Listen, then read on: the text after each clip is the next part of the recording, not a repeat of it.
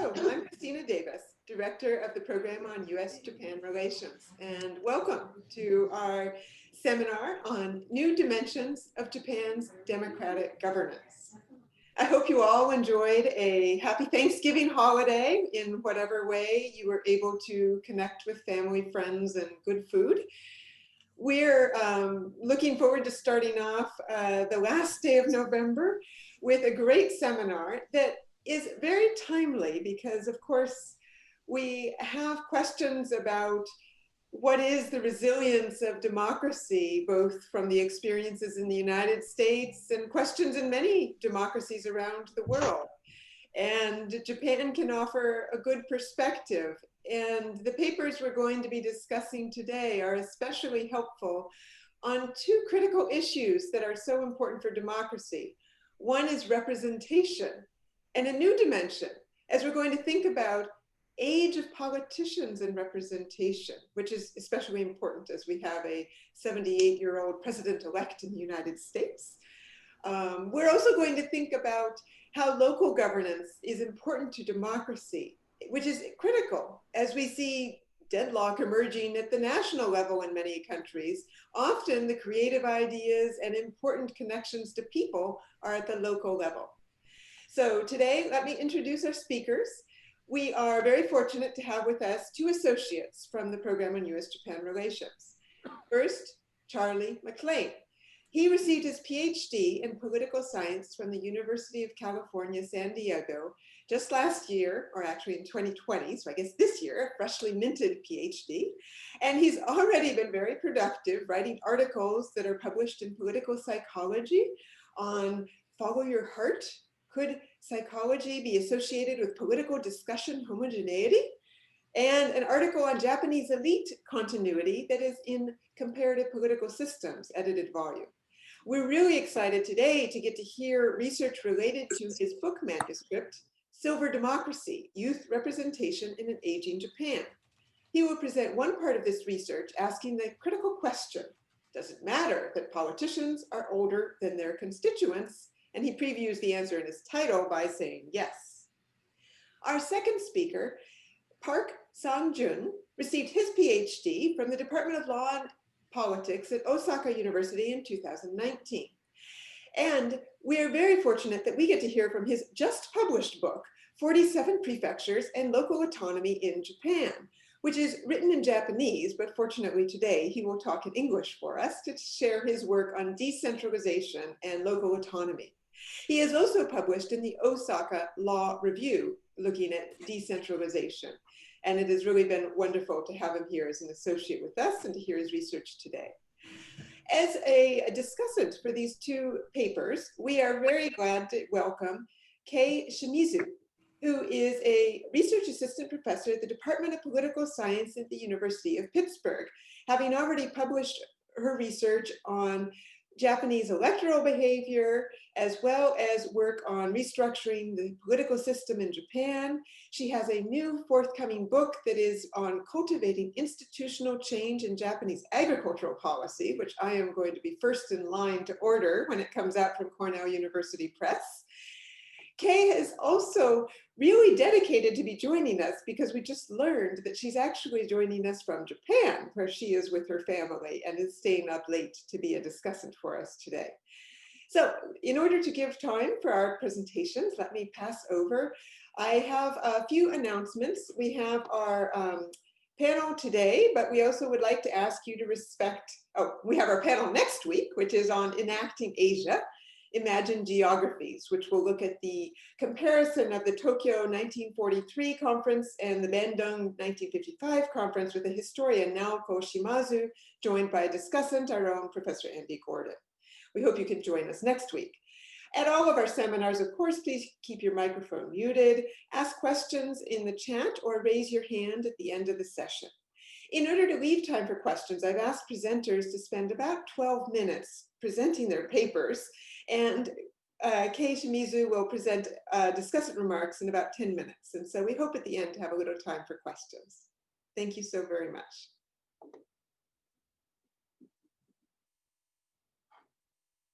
Charlie, if you want to start us off, you'll be our first presenter.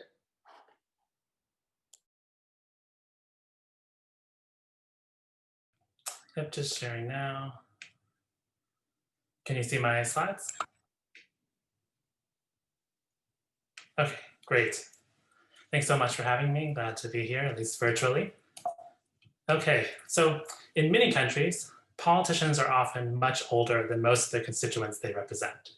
For example, we could look at the US presidential election held earlier this month. Joe Biden and Donald Trump are both in their 70s, and they were the oldest candidates in US history. Joe Biden, now 78, when he enters office in January, will be the oldest president. Japan also had a leadership transition in September. Yoshihide Suga defeated two men in their 60s, and at age 71, he's the oldest person to enter the prime minister's office in 30 years. In both of these countries, younger politicians are relatively rare. So here I show the percentage of national legislators in either the lower or unicameral house who are under 40 years old across all 37 OECD countries. And while there's a huge variation from South Korea with just 2% to Denmark with more than 40%, both the US and Japan rank second and third to last, with just 6 to 7% of members under 40. This trend isn't only limited to national politics. In both countries, younger politicians are rare in state or prefectural offices and in local offices. In my broader work, I'm especially interested in two questions. The first is, why are younger politicians so rare in some electoral contexts and not others? And today, based on my title, I'm going to talk a bit more about my second question, which is, does it matter that young people are underrepresented in most elected offices? I think there are several reasons why we might care about youth underrepresentation. There are many issues that disproportionately affect young people, such as education, childcare, and unemployment.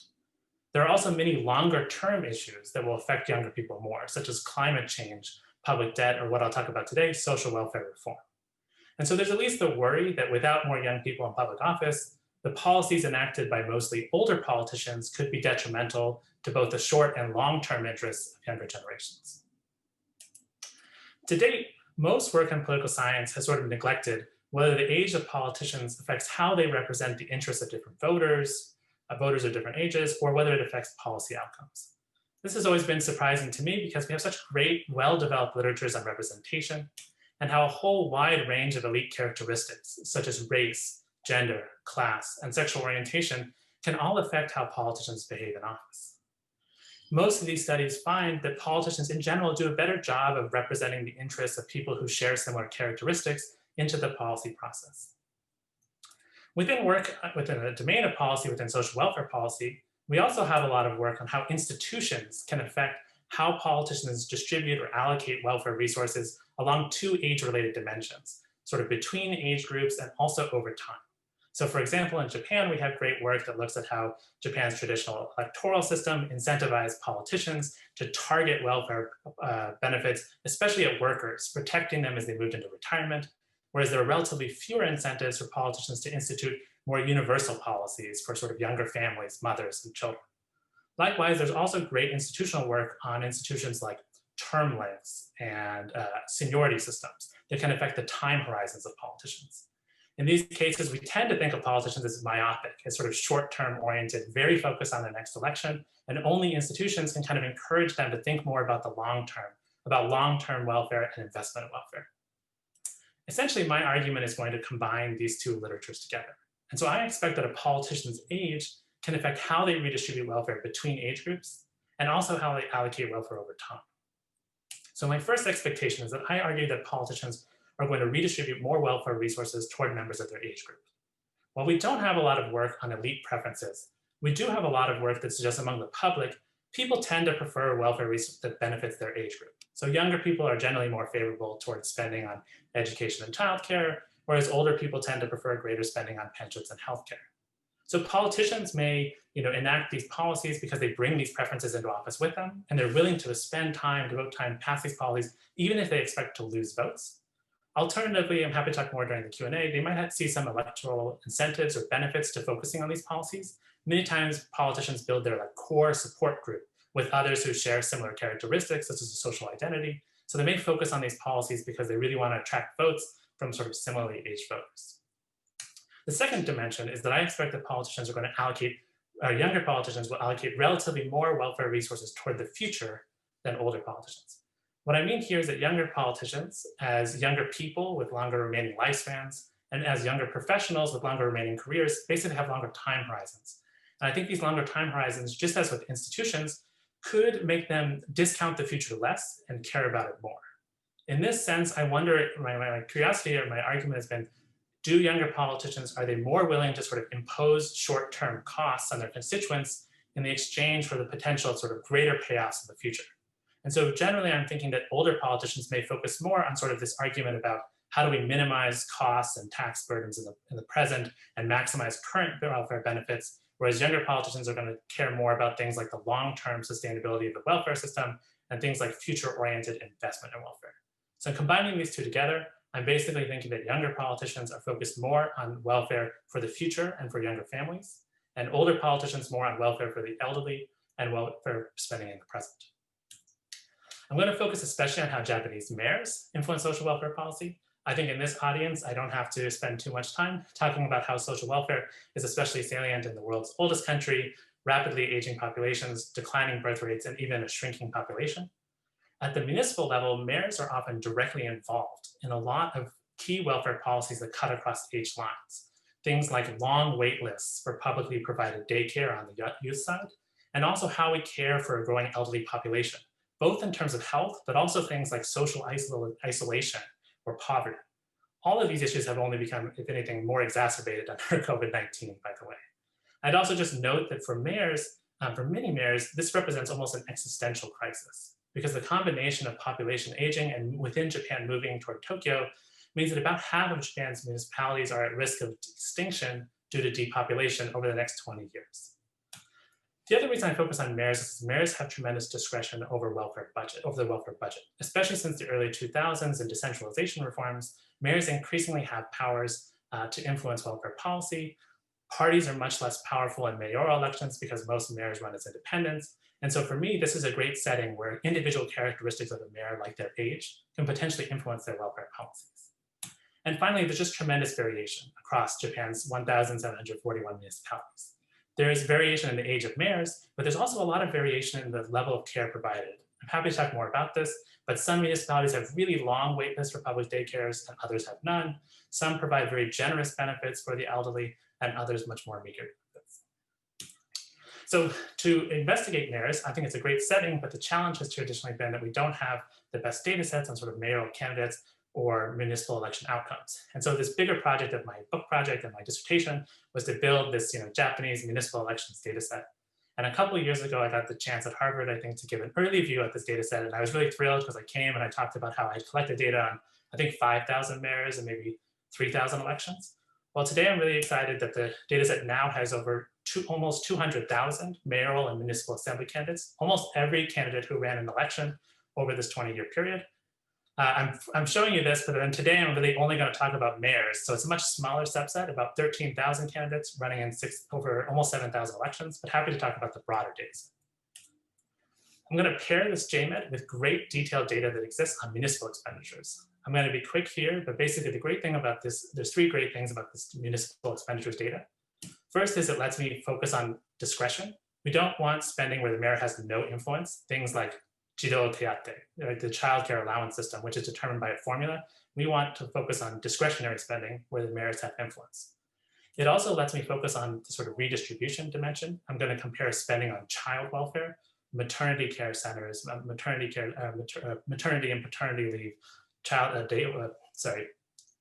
spending for children or daycare centers and elderly welfare centers. So this sort of redistribution angle. And then for time, I'm happy to talk more about this in the Q&A, but I'm going to focus especially on sort of subsidies. Here, this is mostly payments given directly to parents for having children or to reduce the cost of using services, compared to investment, which is going to be my proxy for the future, which is more in the welfare context, is really about sort of creating infrastructure, creating daycare and elderly care centers. Very happy to talk more about this. I just want to make sure to leave time. And then I'm also going to have to go quickly through explaining what a regression discontinuity design is, which is what I use in the paper. And I'm just going to talk about the intuition here. But basically the intuition is, if we want to figure out the impact of younger and older mayors, we can't just compare municipalities that have younger and older mayors, because they probably differ along all sorts of other dimensions. For example, they probably have very different socioeconomic characteristics and very different preferences toward welfare. So the idea of a regression discontinuity design is we're going to look at really close elections between younger and older candidates. And the idea is that municipalities that have these close elections should be very similar in all sorts of characteristics, differing only in whether they elected younger or older mayor. I'm going to have to talk about, again, go a little quickly here, but for now, I'm going to use my cutoff of 50 for a younger mayor and 70 for an older mayor. So basically what I'm talking about is mayors in their 30s and 40s, compared to the most common mayors, which are mayors in their 50s and 60s, and then mayors in 70s and 80s compared to 50s and 60s. So here, about 10% of mayors are under 50, about 10% are 70 and over, and the vast majority are in their 60s, but really 80% of mayors are in their 50s and 60s. In a regression discontinuity design, the key independent variable that we care about is the vote margin of the candidate, because we want to look at these close elections and whether the candidate just barely lost or barely won. And the dependent variable I'm looking at is the change in logged per capita spending on each welfare category. But essentially, when you do a difference in logged spending, it's equivalent to sort of a percentage change in spending on each welfare category. So let's just look at the results relatively quickly. So does the age of a mayor affect how they redistribute welfare between age groups? So here I'm going to take a moment to explain these results, but the punchline is at the bottom, which is that I find that younger mayors increase discretionary spending on child welfare by about 30%. So let me just talk through these figures. So in each figure, on the left is child welfare and the right is elderly welfare. This is looking at the effect of younger mayors under 50. So the x-axis is the candidate under 50's vote margin. At the 0 line is where, just to the right of the 0 is where the younger candidate won. Just to the left of the 0 is where the younger candidate just barely lost. And the y-axis is the change in spending on either child or elderly welfare. So if we look at the left and at the 0 line, we see that those municipalities that just barely elected the younger mayor, the line is much higher. There's this break, this like jump in the predicted line. Whereas on the left, it's less. So basically, those municipalities that just barely elected the older mayor are decreasing child welfare spending, whereas those just barely elected the older mayor are barely elected the younger mayor are increasing, and that difference is about 30%. Meanwhile, I don't find that younger mayors decrease spending on elderly welfare. Turning to older mayors, this is exactly the same as before, but now we're looking at that 70 and over age group. So I don't find that older mayors increase spending on elderly welfare, and they don't decrease spending on child welfare. So here it's interesting, have to talk more about it, sort of asymmetric. Younger mayors do spend more on child welfare, but older mayors don't spend more on elderly welfare. Turning to the time dimension and how mayors allocate welfare over time. So first, this is looking at younger mayors again. So I find that younger mayors invest about double the prior investment in child welfare. So here the breaks and the lines are much clearer. There's very clear jumps. On the left, it's interesting that younger mayors actually decrease short-term oriented spending for child welfare. So they actually decrease spending on subsidies for child welfare by about 25%. But they shift that spending toward more investment. So they increase spending by about 100% on either building new daycare centers or expanding existing daycare centers.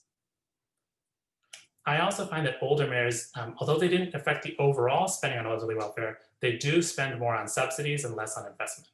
So they increase elderly subsidies by about 18%, although the effect on the decrease in investment is not significant. You can see that in increasing subsidies, what they're really doing on the left-hand side is keeping subsidies flat, whereas younger mayors are more likely to reduce them. But again, happy to talk more about this. So to summarize what I covered today, and hopefully giving you evidence that the age of elected officials matters for both substantive representation and policy outcomes.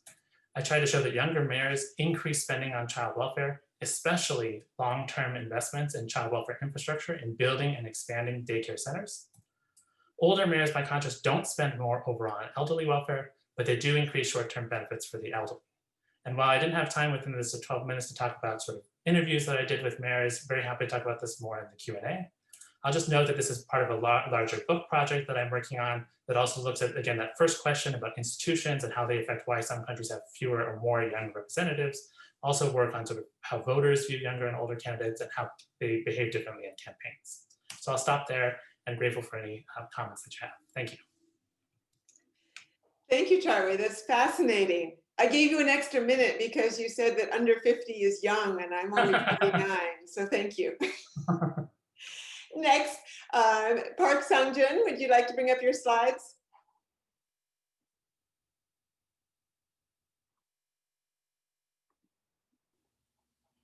you see it?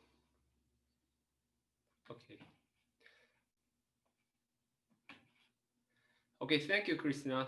Hi, everyone. Thank you for joining me. Today, I will talk about my new book, Local Autonomy of 47 Prefectures in Japan, and my next research plan.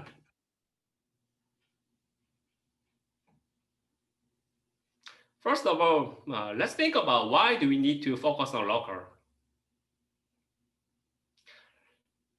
Just take a look at what happened in Fukushima, Miyagi, Iwate during the earthquake crisis, and take a look at what happened in Wuhan, Yokohama, New York during this pandemic era. So the point is, many problems come from local at first. Then what if local governments had more power, more discretion? What if local had less power or less discretion? Here is the point of my book: distribution of power between governments at the subnational level. Especially, I focused on variation in devolution between 47 prefectures. Why is there variation by region, by policy? That was my research question. And I explained by political factors like a governor, mayor, legislature, and physical factors like revenue, expenditures. How? I used mixed methods like a formal model, quantitative analysis, and qualitative analysis, including interview. In Japan, we had a number of reforms related to political system, administrative organization, and local autonomy. With regard to local autonomy, decentralization took place in 2000. 2000 decentralization was to make a new intergovernmental relations by devolving more powers to local governments from central government at national level. So many scholars also emphasize the only national level framework, like national versus subnational. At that point, my research interest took place. Why? Why only national? So what happens at national, subnational level after decentralization? And actually, I observed the variation regarding relations between prefectural governments and municipal governments at subnational level in Japan. This is the map of Japan from Hokkaido, Miyagi, Niigata, Aichi, Shimane, Kagoshima. Yes, there are many local variations, not just Tokyo. So let's take a closer look at prefecture number 1, Hokkaido. This is the map of Hokkaido. As you may know, Hokkaido has the largest land of Japan, and there are 179 municipalities just in Hokkaido.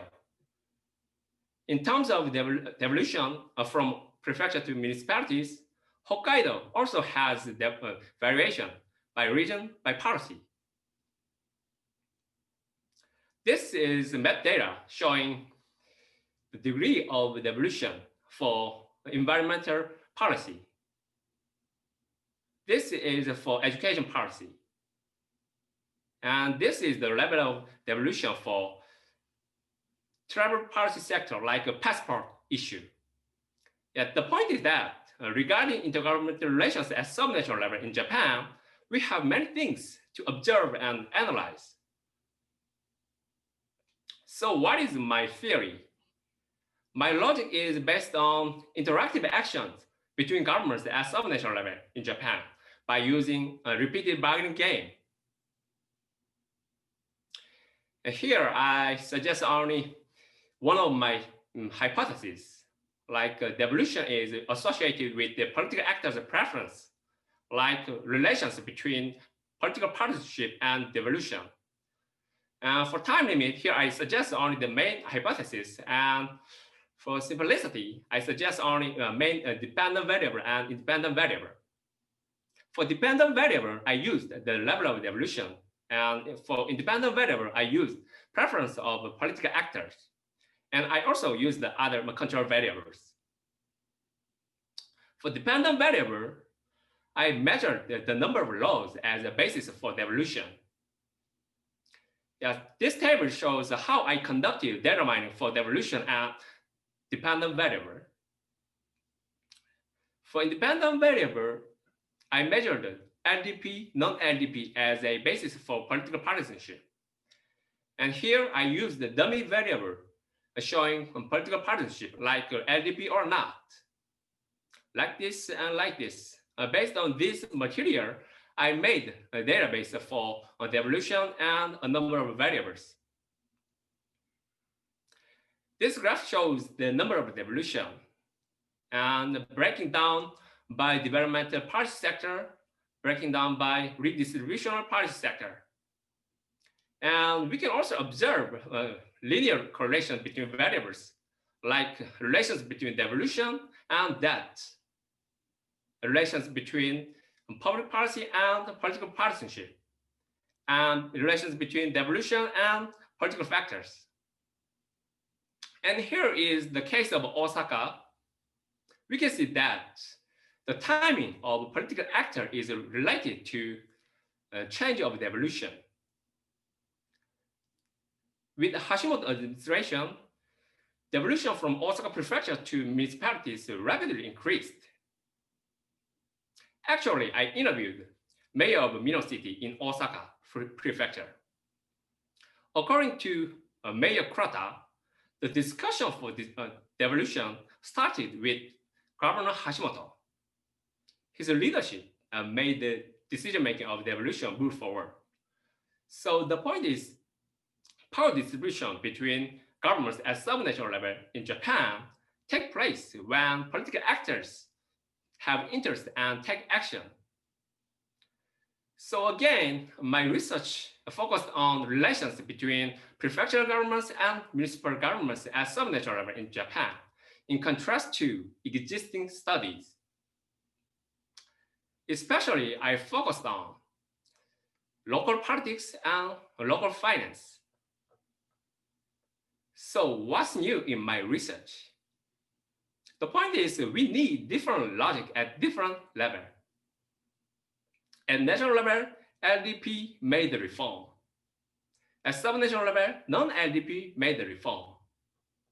In Japan, many academic discourses have been focusing on only national level. And one of them says that this decentralization reform took place because the LDP took action. But does the same logic work for sub-national level? No. Political actor is definitely important, but the logic was different. At sub-national level, the liberal governors and legislatures are likely to devolve more powers to local governments. And this is one of the results of my book. And then what is the next? I'm planning to make new findings with comparative perspective, especially focusing on the sub-national level in the United States. Then why the United States? History shows the answer. Please look at this picture. As you may know, this picture is a symbol of relations between the United States and Japan. Shortly after World War II, left side is General MacArthur, right side is Emperor Hirohito. And I got this picture from United States government. Yet the point is that who designed the local system of modern Japan? SCAP of the United States made the basic structure of Japanese local system. Then how did the United States make Japan's local system? By implanting American style presidential system to be more democratic, more decentralized. Report on Japanese taxation by the Sharp Mission was the fundamental role model for Japanese local system. That's why I'm focusing on US-Japan relations. Thank you for listening. Thank you so much for a very clear presentation of both the book you've just finished and the one you're currently working on. That was really fascinating. And now, Kei Shimizu, can you lead off with Discussant? Thank you to both Charlie and Sangjun for some great papers that I was able to read and engage with over the past week or so. I'm really pleased to be here today and to have the opportunity to be the discussant, especially because Charlie was my student when I was a postdoc at the US-Japan program almost 10 years ago now. So I'm really proud to be the discussant today. And a special shout out to Amy, I think, who's out there, who was our TA in that class. So I'm really proud to be here today. Thank you. I wanted to start off with giving you a little bit of background of where I'm coming from.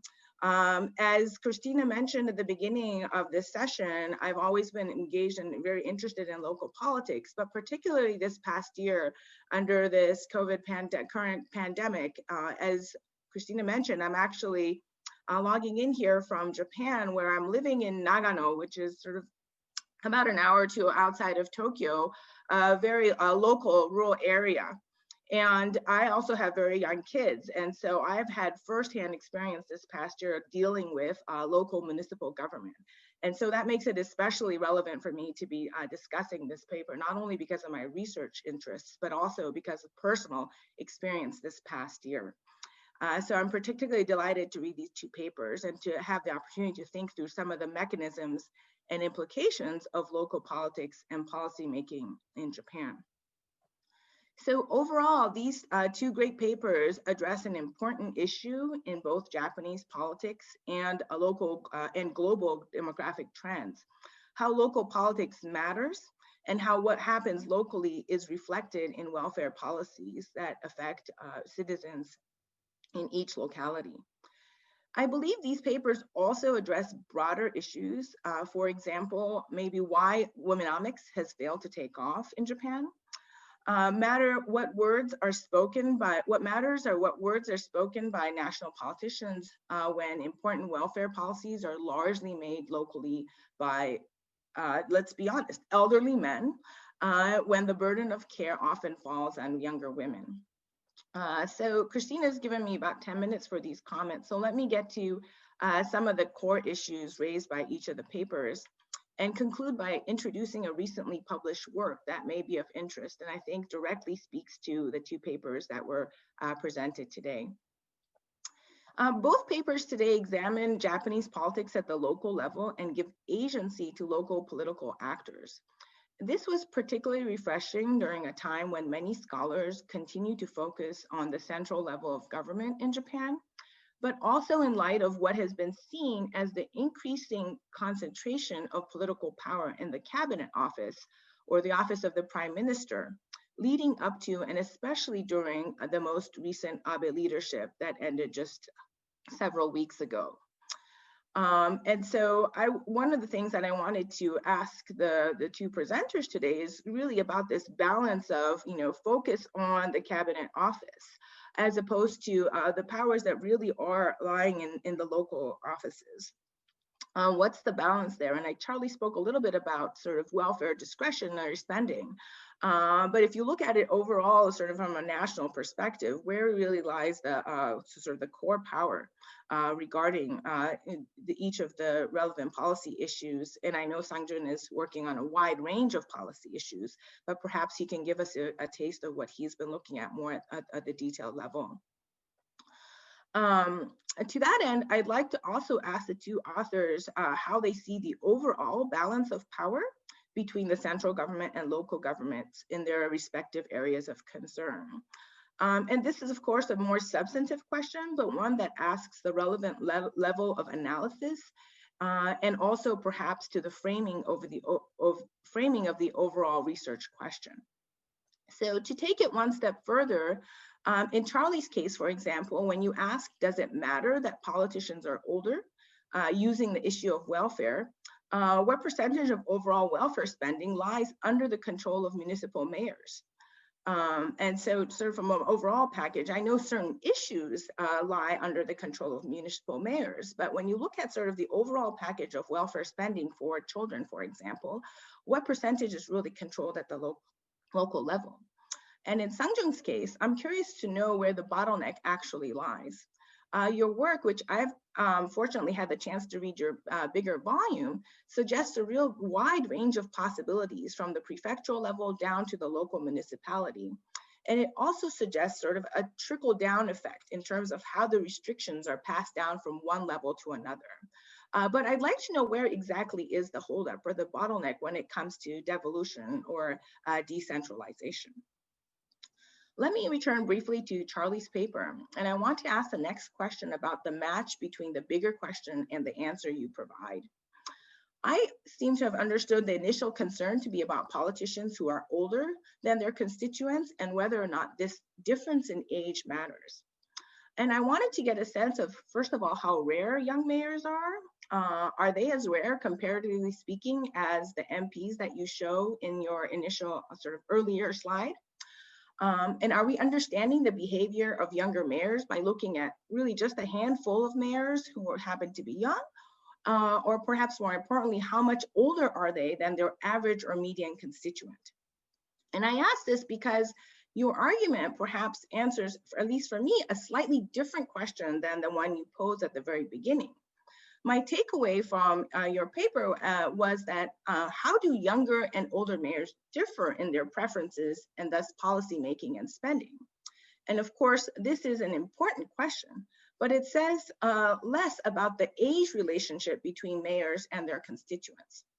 And perhaps an underlying assumption here is that younger constituents elect younger mayors, but I wonder if that's in fact true.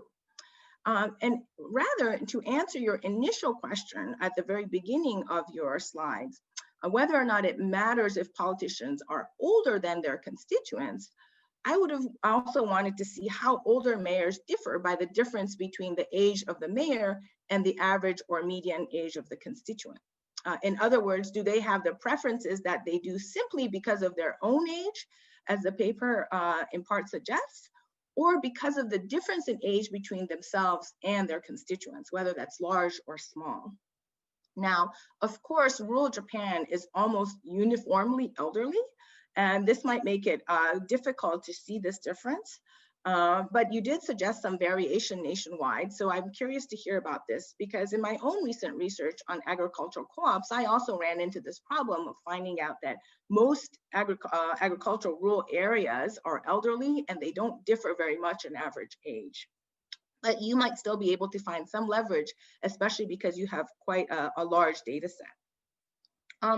I also wanted to ask about policies that you characterize as benefiting the young. So living here in rural Nagano, I often hear about the so-called double care generation, which is people in their 30s and 40s who have young children, but who also care for the elderly, their aging parents. And so this generation is called the daburukeya generation, or those who have to care for two generations, those below them and those above them. And I'm sure you've heard of them. But I'm wondering how this affects like policy preferences about young people, and why you might characterize young people as only being concerned about children and less so about their elderly parents, both of whom sort of lie on the shoulders of the very sort of under 50, as you characterize, young people. And I'm also happy to be characterized as a young person, but that population and where their concern lies. And I would think that these people who are, of course, considered younger voters would be concerned on both ends, right? About how much there is investment in their elderly parents' care as much as there is in their younger generation, their children's care. And these both burdens primarily lie on the shoulders of women. And so I wanted to spend my last minute introducing a book that just came out like a week or two ago by Harukata Takenaka. It's called Korona Kiki no Seiji. It's the politics under COVID, under the COVID pandemic. And his major argument here is that if you can see the subtitle here, it says Ikkyo no Genkai, which suggests that there are limits to what central level government, and especially the Prime Minister's office, could do under this pandemic. And the suggestion here is that municipal mayors and also governors of prefectures have a lot of power when it comes to COVID pandemic related policies. And so I was wondering what your research, both Charlie and Sangjun's research, might contribute to this idea that local governments really, especially under this pandemic, have significant power to both promote and hinder central level government policies. And this was very visible under this particular, this particular year under this pandemic, because local politicians who really took it upon themselves to especially fund their health centers, the hokenjo, that are responsible for testing for COVID, did a lot better in terms of keeping the numbers down, and especially keeping the numbers of deaths down, than those local politicians who were not as concerned or willing to spend or invest in that. So I just kind of wanted to bring it to sort of real time issues to see what your research might suggest on this end. So I think my time is up, and thanks again for the 2 great papers. Thank you for comprehensive comments that really help tie together themes from the papers and launch some good questions. It has been interesting in the COVID response policies to watch these young governors of Hokkaido and Osaka announcing their policies, and curious, Charlie, if there's anything associated with age and their policy responses. But I'd like to open to Charlie and Sangjun for a couple of brief responses to Kay's discussant remarks, and then we'll open up to the audience. And I think, will the chat be opened for people to enter their comments, or should they raise hands? It's enabled now. Okay, the chat is now enabled, so you can either type in a question or raise a blue hand as a participant, and I'll call on you. But first, let's have Charlie and Sangjun just give a brief response to Kay's discussant remarks. Sure. Thank you so much, Kay. Great to see you. And I'm just going to give very quick remarks to a whole bunch of wonderful comments, starting with what you said about rural areas in Japan, which I totally agree with. And so most of the cases I'm focusing on, I couldn't get into it, tend to be sort of medium-sized cities. These are sort of cities about 80,000 to 150,000 people. That's where younger candidates tend to run more often. So that we don't have a lot of younger candidates in rural areas. But talking to rural mayors and talking to people in rural areas, they generally suggest that in these cases, they view basically elderly welfare and child welfare as substitutes. Like both are just sort of giving, I mean, either way they're getting money and they can use that money like for the family. So they don't really see bigger differences. But I'm focusing more on, I guess, municipalities where people are less likely to live with their elderly parents. But I think in rural areas it'd be very interesting, very different. I totally understand, I think, great questions about the role of sort of center versus local government. I think that it's probably central government still has more power, but there are differences. So for example, just to think about child welfare, it's completely up to the national government to set the level of sort of like jido teate, the basic minimum amount of payments that everybody gets, the minimum level of services. But then on top of that, there's a lot of things that mayors can do. And so, we hear a lot about taiki jido, these like long wait lists for daycare centers. And so although the national government can make daycare centers like more attractive or offer subsidies, it's really up to the mayors to actually like find the land or negotiate the local contracts and actually build the daycare centers. And just connecting this to COVID-19, similarly, Abe can say like, let's close all schools, and almost all municipalities, followed along with it, but it was really up to the mayors to actually decide and school boards to decide whether to shutter schools. So I think that there's interesting, I think the central government probably has more power overall, but sort of interesting complementarities. And I'll just stop there for now. I want to say more, but I just want to leave time for a Q&A. Sangjun, did you want to make a few brief responses?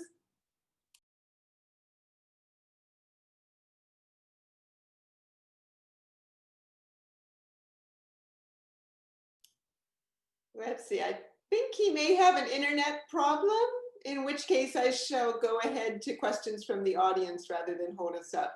And Sangjun will get a chance to join us a bit later to answer questions. All right, Amy Catalina, would you like to start us off? Sure, yeah, thank you. I have some questions for Charlie. It's such a well done analysis. It's such a big problem. I can see many related papers coming from this impact on age. As we all know, it's really hard to study the impact of age for the reasons that you laid out. So methodologically, I see this as a big contribution as well, figuring out how we can't randomly assign age, so we can look at close elections where, someone young narrowly lost. I think there are many contributions. So my comments are about whether I want to know, and I appreciate you only had 15 minutes, but I want to know more about, is that, like, I want to make sure that there's nothing different about the municipalities where these younger mayors are getting narrowly elected. And I'm sure you've checked a lot of things. I'm sure you've done like sorting tests. You've checked for discontinuities and a lot of other features of municipalities that might have consequences for social welfare spending. So I'm sure you've done that. So one I was thinking about that you may not have thought to think about is, so young mayors, you find decreased subsidies for like immediate subsidies, short-term subsidies for childcare.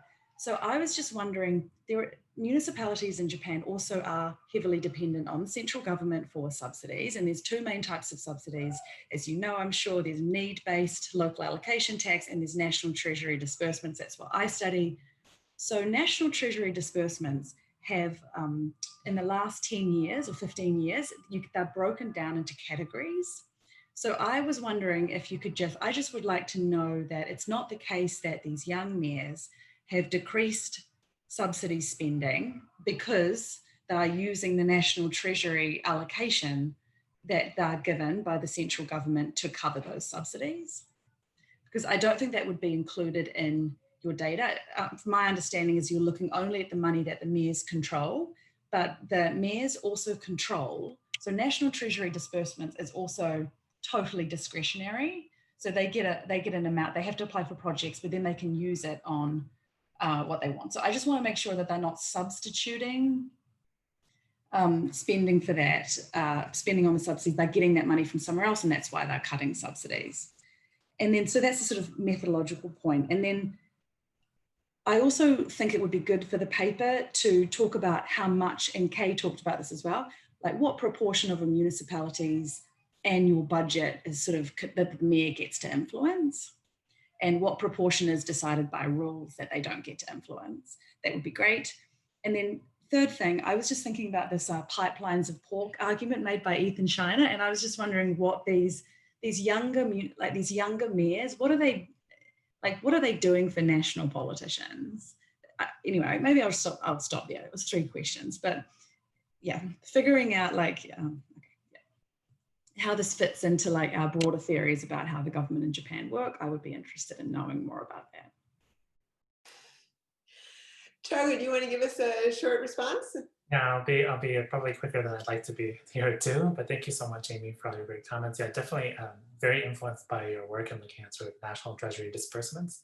So what I did was I didn't look at the breakdown of national treasury disbursements yet, but I just wanted to make sure that basically there wasn't some difference between younger and older mayors in the amount of money that they're able to secure from the national government. So I think I have a single sentence on it on the paper, and I have sort of like a robustness check in the appendix to basically show that they're not receiving more grants or fewer grants. When I talked to mayors, they actually thought that younger mayors would be less likely to receive these national treasury disbursements because they'd maybe have less experience, I don't know, connecting with the national government and be less capable of receiving money. I just don't find significant differences. So I use it as sort of just like an alternative explanation check, but I'd love to talk more with you about sort of looking at the breakdown.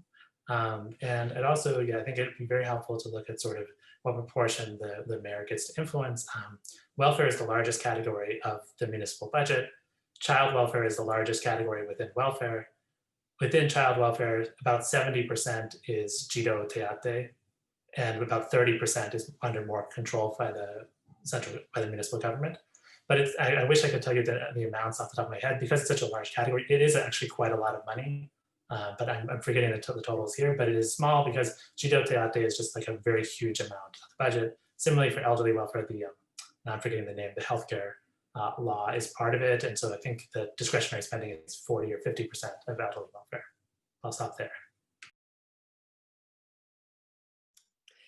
Do we have any other questions? Go ahead and raise your hand in the participant. And if not, I'm going to jump in because I certainly have questions.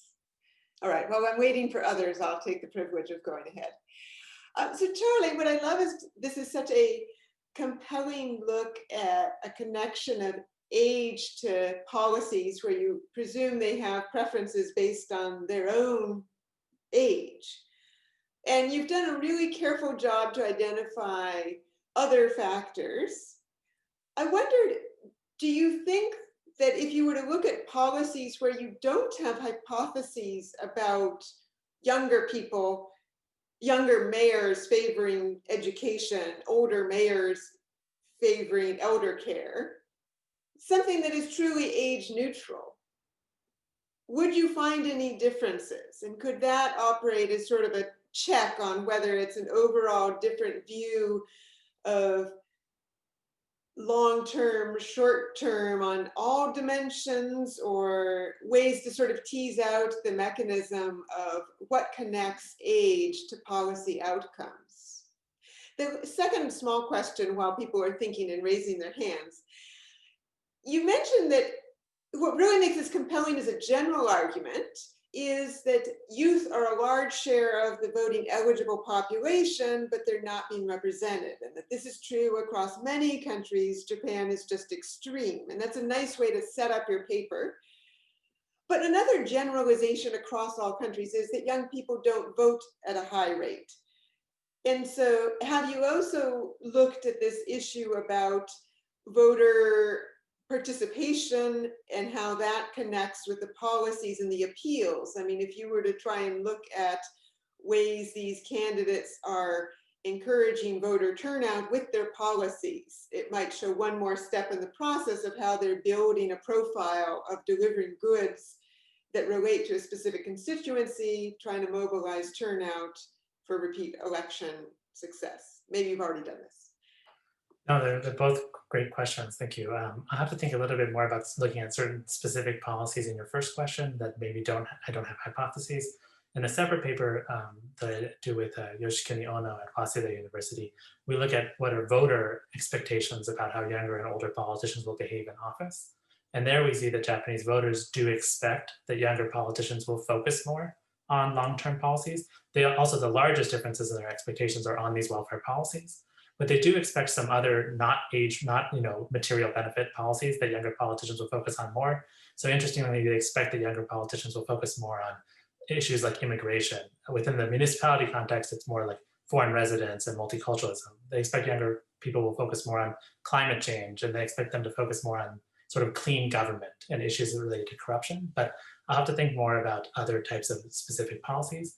And then on your second point, absolutely, that very much about sort of, how young people turn out to vote less. In the paper, I find this interesting sort of asymmetric effect where younger mayors spend more on child welfare and older mayors don't spend more, at least overall, on elderly welfare. And talking to mayors, so I mean, there's some people view it as sort of a good thing because a lot of people are sort of worried about intergenerational conflict over welfare. So maybe it's a good thing, right? Younger politicians aren't taking resources directly away from older people. They're respecting those resources and they're spending more on young people. The alternative view, and what I got from a lot of younger mayors, is that they would like to take more resources away, but to a certain extent, but they can't because elderly voters participate at such high rates and are so organized through like Shotengai and vote so much. So I actually talked to one younger mayor who held like a meeting with the association of various older residents to ask permission to reduce their welfare to spend more on children. You can imagine how that meeting went, and it didn't it didn't go much further than that. But I think there may be some so I think elderly voters very powerful, and maybe one reason why we don't see as many differences on the elderly welfare dimension. That's great, thank you. Other questions? I see some coming in on the chat, and so I could go ahead and call on Florence if you would like, or I can read your question. Hi, I guess I can ask it. Hi, thank you for the presentation. This was really, really interesting. And I read the paper, but it was a few months ago, so I'm not sure if this is in the paper. I was wondering if maybe you're finding that older politicians are not spending necessarily more on elderly programs is maybe because of a ceiling effect. So just out of curiosity. Thank you so much. Yeah, that's a very good question. I'll have to think a bit more about it. Although Japan spends more overall on the elderly by quite a bit, at the municipal level, they actually spend more on children than on the elderly by a bit, although there's a lot of variation municipality to municipality. So I'm not sure that there's a ceiling effect here because the discretion is sort of like on top of the minimum level, but I'll have to look more at it to see if kind of comparing across municipalities to see if there seems to be some kind of threshold that municipalities aren't crossing. So that's a great idea. And Shin, would you like to ask your question? Sure. Yeah, Charlie, really great presentation and paper. Basically, I was just interested in if there's comparative literature on this that lead to similar results. It could be more centralized system or federal systems like US and Germany, and whether, or this is something very unique and distinctive in Japan's political institutions that may lead to these striking results. Thanks, Shin. There isn't a lot of work. There's a couple of studies that are sort of like contemporary studies of mine. So one in the US finds that it's focused on older members of Congress, and that they find that basically older members of Congress introduce more elderly legislation, but only like low salience issues. So for high salience issues, the only thing that matters is how many older people are in the district. In that sense, younger and older members behave similarly, but they don't look at sort of younger members of Congress. And there's a paper on Italy that shows that younger mayors are more likely to engage in political business cycles, which is sort of spending right before the election because they have these longer career concerns.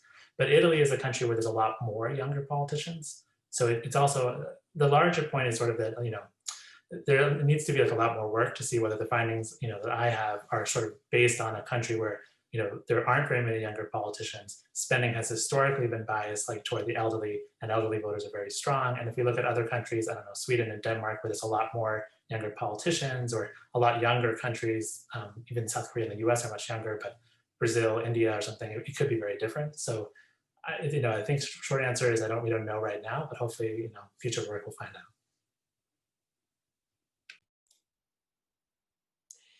Great. Do we have any other questions? I think Diana had something in the chat, perhaps. Oh, I see. It was just a two-finger on Florence's question. I wasn't necessarily thinking of it in a ceiling type of sense, like how much money you put into it, but more so with the respect to the policies that to be directed at all our constituencies. I'm having some harder time even imagining what these discretionary policies would look like, because I would think that most of them would be, I guess, set up at a national level. Like the first that comes to mind is pensions, but maybe this is where you see some discrepancy, the fact that a lot of them are actually set at a different level to start with. No, yeah, great question. So pensions and basic health services are definitely set at the national level, and sometimes these show up as municipal expenditures, which is why I have to really focus on sort of this discretionary spending. But there is still significant discretionary spending on the elderly. So for example, these are kind of random policies that are coming to mind, but some municipalities have policies where when members of their municipality reach certain ages, they get bonuses to sort of congratulate them on being a certain age.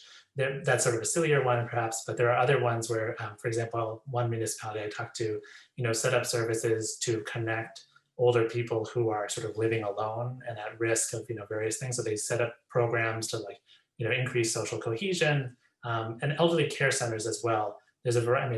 Again, a basic level has to be set by the national level and by the prefecture as well. But within that, there's a lot of room to sort of how nice is the elderly care center, how many do they have, how much they expanded. So there is still some room, but definitely there's minimum levels set by the national government.